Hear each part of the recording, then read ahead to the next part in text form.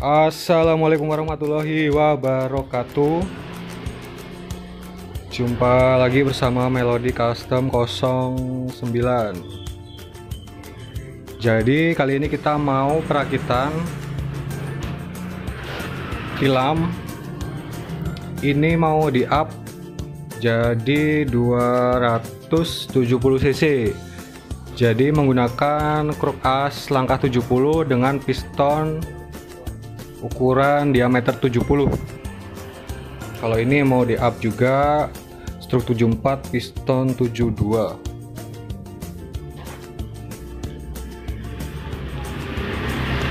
Jadi yang pertama kita bahas di bagian kruk as atau bandul. Kruk asnya ini menggunakan bahan Mega Pro, udah di struk menggunakan langkah 70. Terus stangnya menggunakan standar Mega Pro atau Tiger, panjangnya 105,5. Jadi Mega Pro atau Tiger itu sama bosku, panjangnya sama 105. Terus kenapa menggunakan stang milik Tiger atau Mega Pro?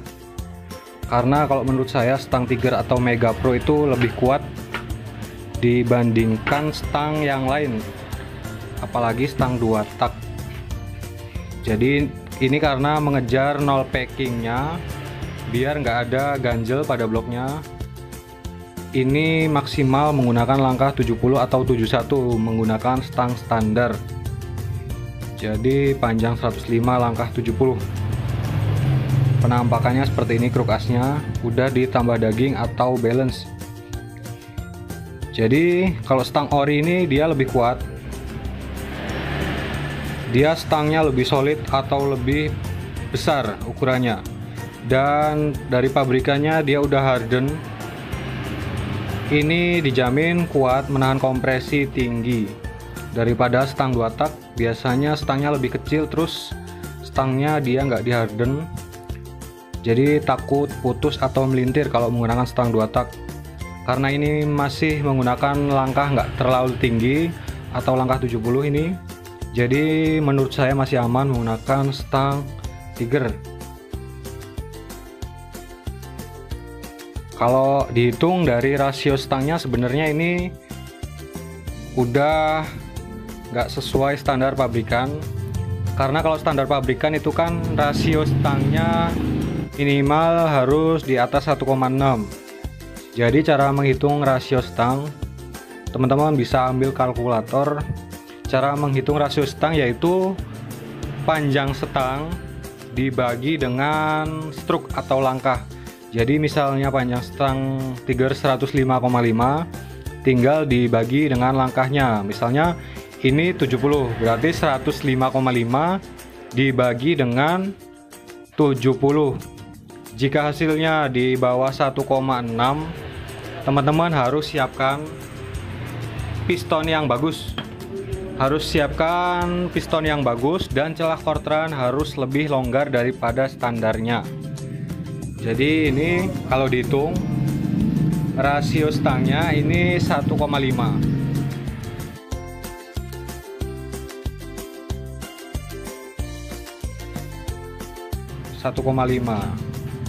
Jadi sebenarnya ini kalau 1,5 kurang bagus untuk RPM di atas 10.000. Jadi nanti stangnya rawan bengkok atau rawan melintir, terus pistonnya itu mudah aus karena gesekannya dia terlalu berat, piston dengan dinding silinder. Kalau kelebihannya ya memang dia bisa nol packing, terus kuat juga stangnya. Terus sudah kita papas biar nggak mentok dengan rasio. Sebelum kita pasang, kita cek dulu angka senternya. Jadi sangat penting pengecekan angka senter. Jadi kalau teman-teman ingin struk up, pastikan dulu kruk asnya itu senter. Karena senter itu di dalam mesin adalah penting.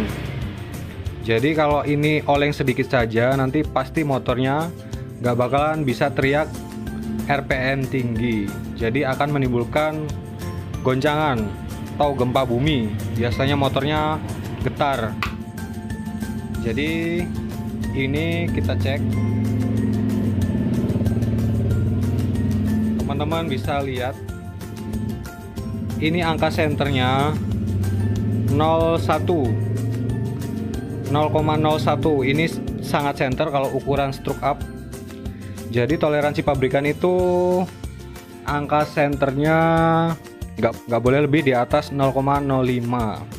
Kenapa nggak boleh lebih dari 0,05? Jadi gini prinsipnya teman-teman, namanya poros kruk as itu dia harus center, karena nanti di bagian magnet ini ada tambahannya lagi magnet.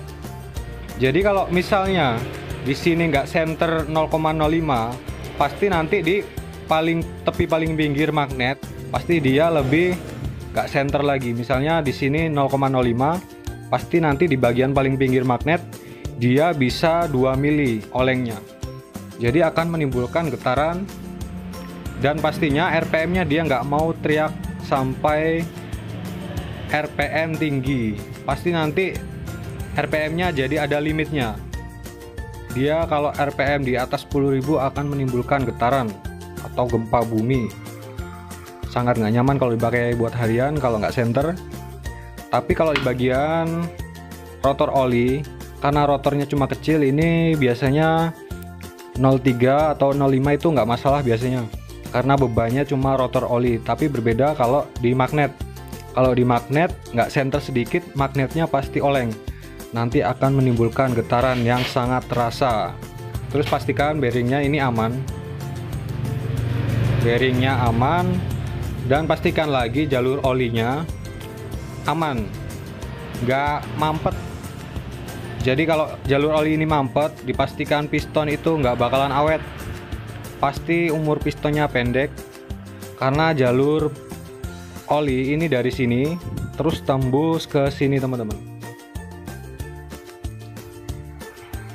tembus ke sini. Jadi fungsi stang ini ada lubang dua kanan dan kiri, itu untuk menyemburkan oli ketika mesin nyala.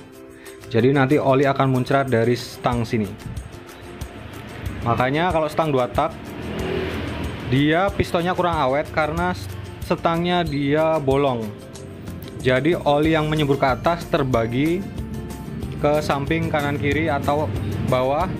Jadi yang naik ke atas dia berkurang.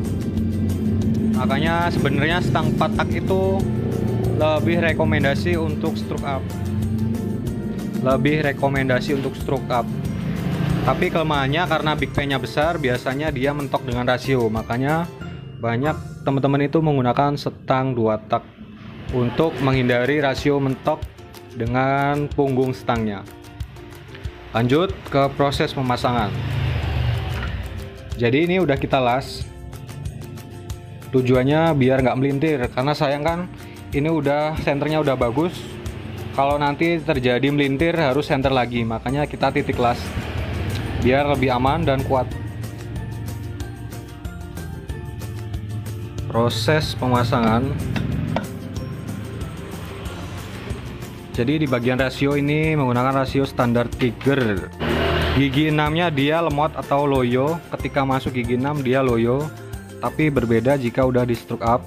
Biasanya gigi 1 sampai 6 dia ngisi, karena memang mesinnya itu nggak kuat kalau dipakai untuk gigi 6. Biasanya kalau udah di stroke up, torsinya dia lebih besar, makanya gigi 6 nya nanti jadi ngisi. Ini masih standar, karena untuk harian biar napasnya lebih panjang juga.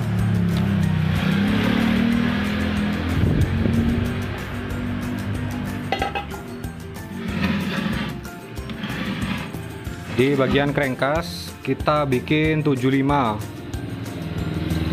Ini di jalur bos-bosan bolong karena linernya menggunakan 74,5. Jalur oli juga bolong. Nanti kita tambal menggunakan lem, nggak perlu dilas. Terus jalur oli yang naik ke atas udah kita pindah di sini.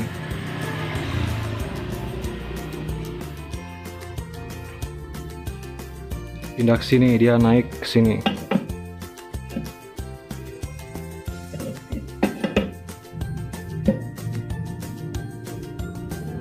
Jadi nanti ini ditutup, yang jalur oli standarnya ditutup menggunakan lem. Terus nggak lupa kita bikin oil jet di sini. Tembus oil jetnya di sini.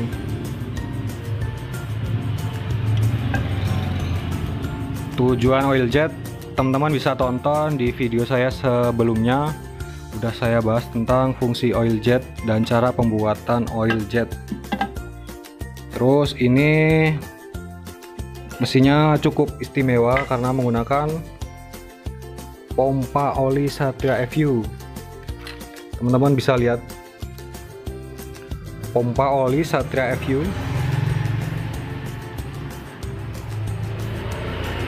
PNP Tiger. Jika teman-teman ingin membuat area Cikarang, Bekasi, bisa merapat PNP. Jadi caranya cukup mudah, tinggal kita cor jalur pompa oli standarnya, nanti kita milling. Setelah itu kita PNP-in pompa olinya di sini. Jadi kelebihannya pompa olinya dia lebih besar. Rotor pompa olinya lebih besar. Sangat jauh berbeda dengan Tiger. Bisa dilihat kalau Tiger itu kecil, jadi cocok banget untuk kapasitas mesin yang udah bengkak, biar pelumasannya lebih maksimal. Pastinya lebih maksimal, karena kalau ukuran piston lebih besar, pastinya harus membutuhkan pelumasan yang lebih banyak.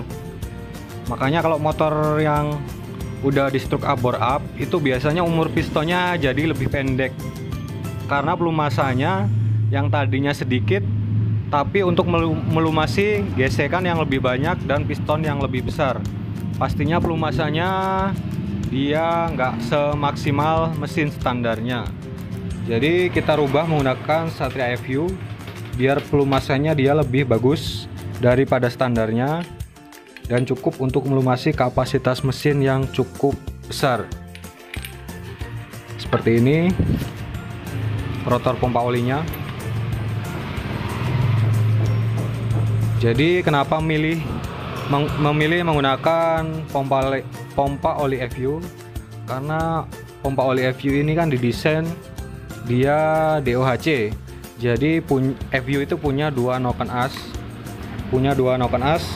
Otomatis insinyurnya itu pasti bikin pompa oli yang tekanannya lebih besar daripada standar Tiger. Karena untuk melumasi dua noken as dan FU juga udah menggunakan oil jet, pastinya udah lebih bagus daripada yang pompa oli SOHC. Jadi seperti itu. Secara visual juga udah sangat berbeda. Kalau pompa oli FU ini lebih besar, dimensinya lebih besar. Makanya sekarang banyak pengguna herek itu beralih ke pompa oli FU karena memang cukup efektif untuk pelumasan yang lebih bagus dan mesinnya bisa lebih awet. Dan gigi pompa olinya menggunakan Jupiter Z. Kalau yang Tiger kan besi, ini bahannya teflon Jupiter Z, dan giginya dia lebih kecil, otomatis putaran pompa olinya dia lebih cepat dan menghasilkan tekanan oli lebih besar dan jumlah oli lebih banyak. Jadi banyak yang bertanya, gear pompa oli teflon atau plastik ini apakah kuat? Jadi jawabannya kuat. Kuat asalkan dia nggak keganjel besi atau jebol. Biasanya kalau keganjel besi udah pasti patah. Asalkan dia nggak keganjel benda-benda seperti besi, dia nggak bakalan patah, awet. Nyatanya Jupiter Z itu awet, pompa olinya nggak ada yang patah kecuali keganjel. Lanjut ke proses perakitan dan pemasangan pompa olinya. Ini menggunakan perpak. Jadi kalau bawaan Tiger kan dia ada o-ring bulat. Jadi kalau FU ini nggak ada o-ringnya, makanya kita menggunakan perpak. Dan nggak usah khawatir bocor teman-teman.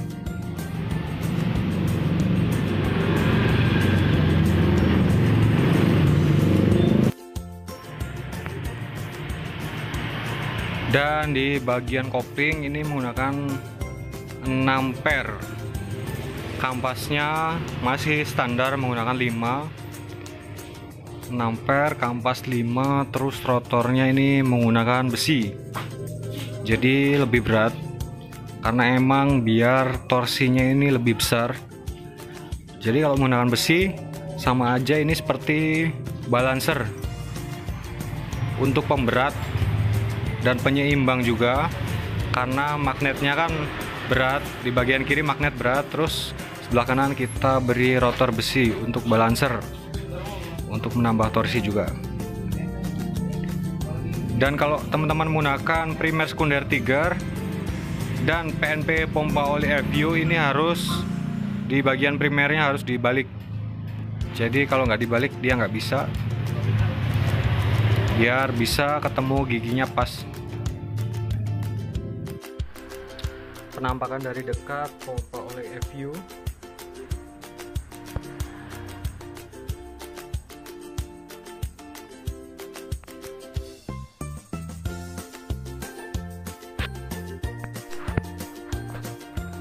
Dan di bagian kopling ini menggunakan per 6. Tujuannya ya biar nggak slip kopling, karena pastinya ini tenaganya kan udah lebih besar dari standarnya, makanya kita menggunakan kopling yang cekamannya lebih kuat dibandingkan standar. Jadi takutnya kalau menggunakan standar slip, makanya ini menggunakan 6 per. Jadi biar cengkamannya lebih kuat. Jadi percuma kalau tenaga dari mesin itu udah besar, kalau koplingnya slip itu nanti tenaganya terbuang sia-sia di bagian kopling. Jadi primer sekundernya ini masih menggunakan Tiger, standar Tiger.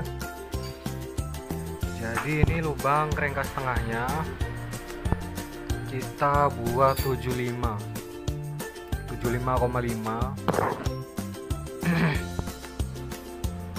Dan jalur pompa oli yang naik ke noken as itu udah kita lem, kita offin, cuma kita geser di sini teman-teman, di samping kecil.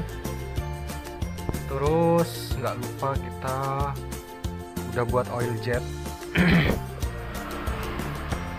Kita buat oil jet, kalau tutorialnya ada di video saya sebelumnya. Linernya seperti ini,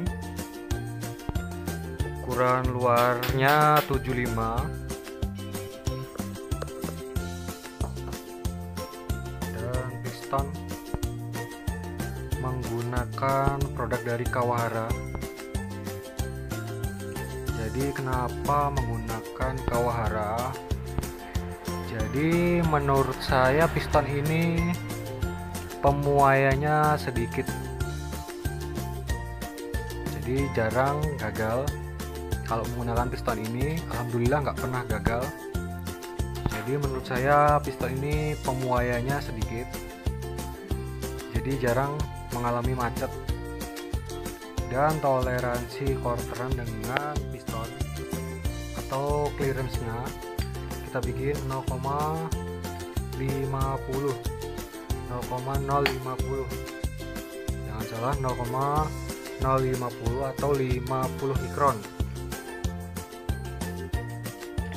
Jadi pistonnya dijatuhkan seperti ini, nggak ada seret-seretnya. Nggak usah khawatir pistonnya ngeplek, ini lebih aman dibandingkan seret. Jadi nggak apa-apa sedikit longgar, malah lebih aman dibandingkan quarteran yang model seret.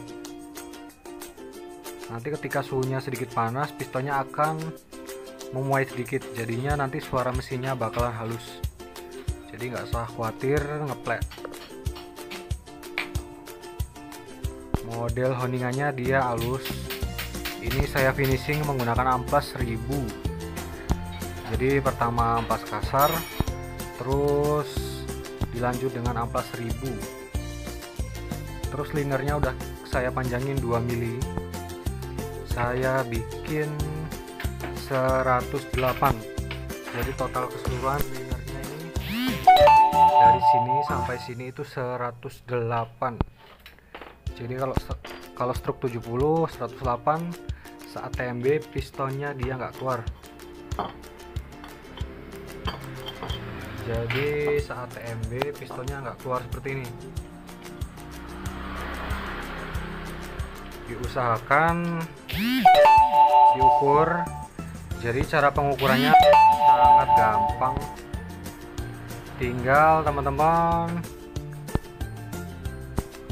siapkan alat ukur, terus langkah kruk asnya berapa. Misalnya langkah kruk asnya 70, kita tinggal posisikan kalipernya di angka 70 dan ditambah satunya ini deck clearance atau mendem piston. Jadi kalau deck clearance-nya 1 mili ya 70 ditambah 1 mili. Kalau deck clearance-nya dibikin 2 mili berarti 70 ditambah 2 mili. Karena ini toleransinya deck clearance-nya 1 mili, saya posisikan di angka 71. Terus kita dorong seperti ini. Kita masukkan ke dalam liner dan kita lihat seperti ini.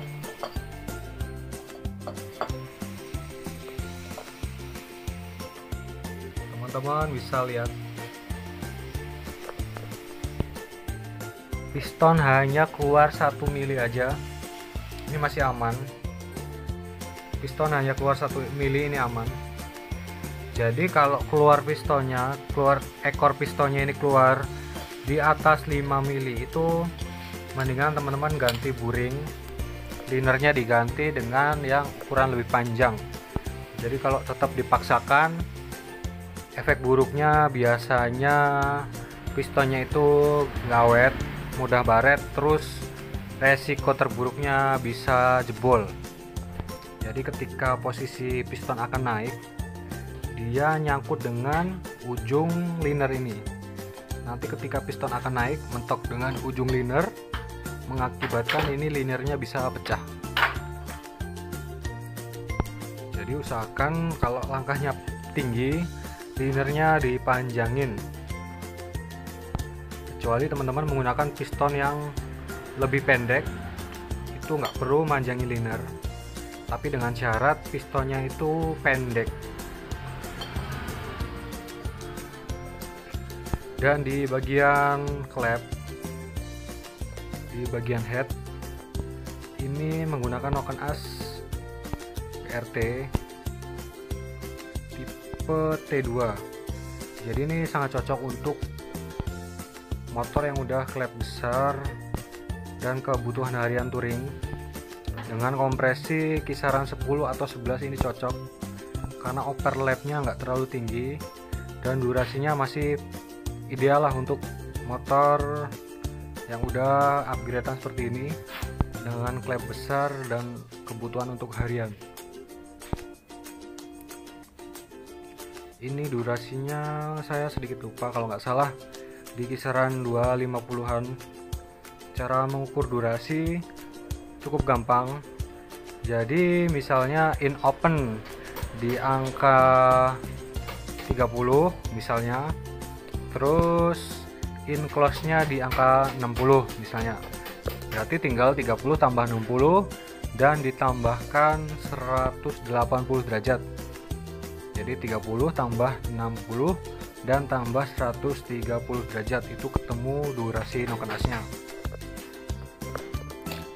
Dan di bagian klepnya ini menggunakan 35 dan 30. Klep 35 30 ini kalau nggak salah klepnya punya mobil Fortuner yang udah dikecilin. Jadi klep mobil Fortuner yang udah dikecilin payungnya. Kalau nggak salah Fortuner itu klepnya 38 apa 37. Jadi ini dibikin 35 dan X nya 30. Batangnya itu 5,5. stang 5,5. Teman-teman bisa lihat porting in kita bikin 30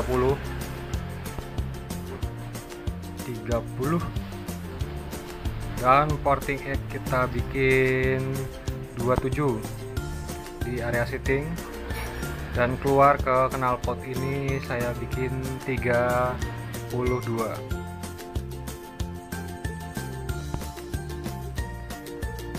Baterainya lowbat, makanya kameranya ini nggak ada lampunya. Nah gitu aja sih. Bisa lihat kenapa menggunakan klep mobil, karena klep mobil itu menurut saya untuk harian dia cukup kuat, karena memang bahannya dia OM, jadi emang diperuntukkan untuk harian. Jadi kalau menggunakan klep aftermarket yang mereknya kurang bagus, biasanya di bagian batang klepnya suka jeber, dihantam pelatuk terus menerus biasanya suka jeber. Makanya kalau menggunakan mobil bahannya dia lebih keras. Lanjut ke proses perakitan. Kalau masalah klep, kopling, dan pengapian itu tinggal menyesuaikan. Jadi pastikan dulu di bagian kruk as dan celah Fortran itu bagus. Insya Allah mesin teman-teman itu bakalan awet. Jadi bukan berarti yang udah bore up dan stroke up itu nggak bisa buat harian. Jadi tergantung penataan mesinnya. Jadi kalau ukurannya pas, penataannya bagus, insya Allah mesinnya sama kayak standarnya, masih bisa buat harian. Dan di bagian rantai ketengnya ini menggunakan 4 lapis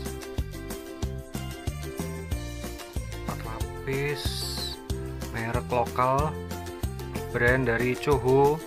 Jadi kalau yang rantai keteng zaman dulu itu ada merek Coho, ini pakai punya CBR, terus saya potong 102 mata.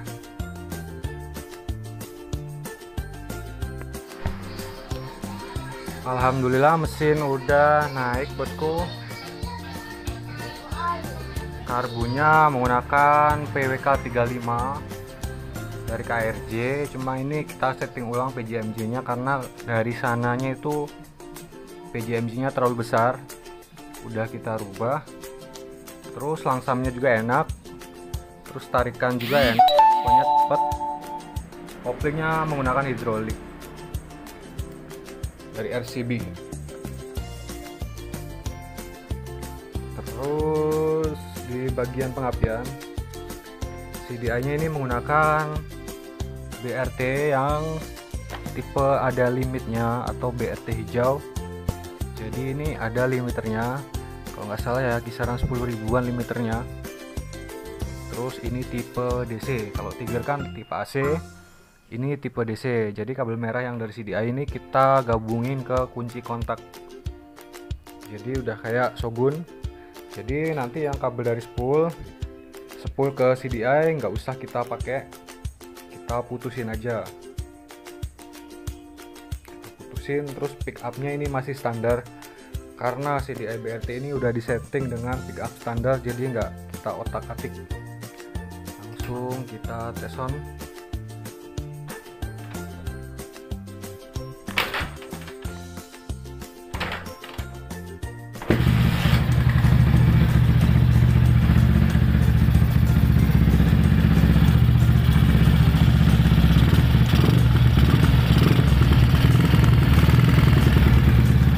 Langsamnya enak.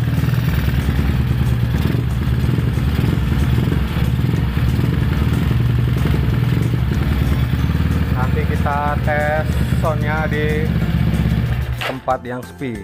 Jadi kalau di sini kan rame, nggak enak sama tetangga. Kita nanti tes speed dan tes responsif di tempat yang sepi.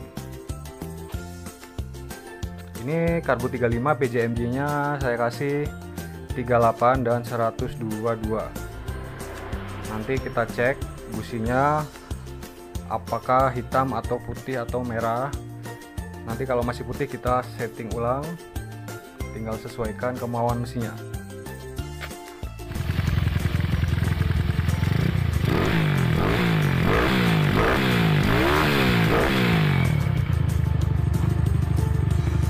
Kurang lebih seperti itu, dan jika teman-teman suka dengan video ini silahkan di like, dan jangan lupa tinggalkan subscribe. Terus jika ada pertanyaan teman-teman boleh komen.